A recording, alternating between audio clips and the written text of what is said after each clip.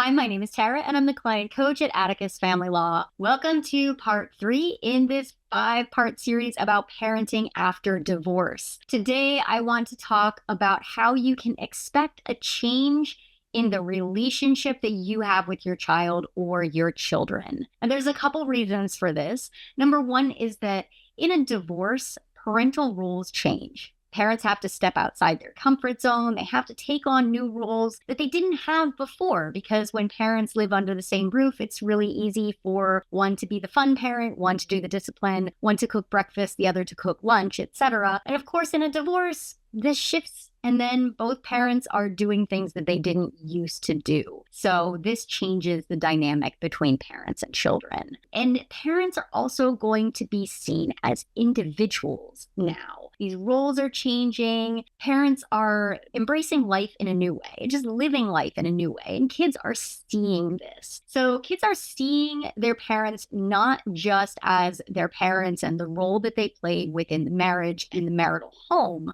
but also as an individual. And this can change perceptions as well. So one more thing is that children are going to naturally, this is their job regardless of marital status, but they're going to push boundaries. They're going to be looking for opportunities to get what they want in a situation. That might mean that they are playing parents off of each other and, just looking for ways to get their way. And again, this is natural, but it's something to be aware of and something that will impact relationships with children following a divorce. Now, what can parents do about this? Number one, if you're a parent after a divorce, you can find clarity and confidence in your own parenting style. Think hard about the values and intentions that you want to use in how you manage your home. Find that clarity and confidence and create structure that you can communicate to your children so they can get on board and understand the rules of the road moving forward. Now, you can also include children in your house rules and planning of family goals, things like that. This can nurture a lot of mutual respect and help children to feel empowered and feel like they're part of things. This is important because divorce often disempowers children. They feel like everything's out of their control and, they have no hand in the process. So this helps to bring them in a little bit.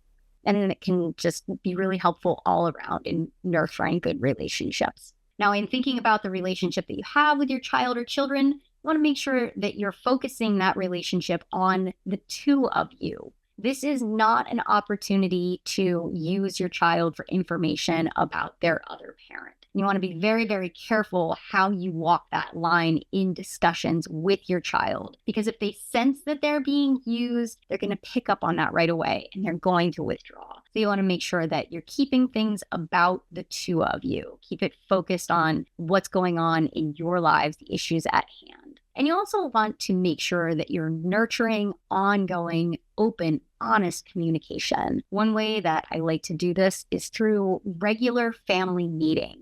This is important going through the divorce process, but also beyond the divorce process, just to have some regular check-ins with your children. Now, you can do this on a weekly basis, maybe every Thursday night at dinner, or you might do this while you're in the car on the way to dance class or something like that. But it's important to just check in. And it's important for kids to know that this is something that's happening. It's good for them to understand that there's a time and a place that they can come with their questions or their concerns, and that they will be listened to, and that it's safe to be vulnerable. And you can be a little bit vulnerable with them too during these meetings. But it's a good way to nurture ongoing communication, make sure that you're aware of any challenges that they're facing so that you can step in and help them as needed. And of course, they can hear from you, they can get some guidance from you, and everything will fall into some kind of a new normal in your family. And while you're using all of these tools and these structures, that'll help keep everything on track.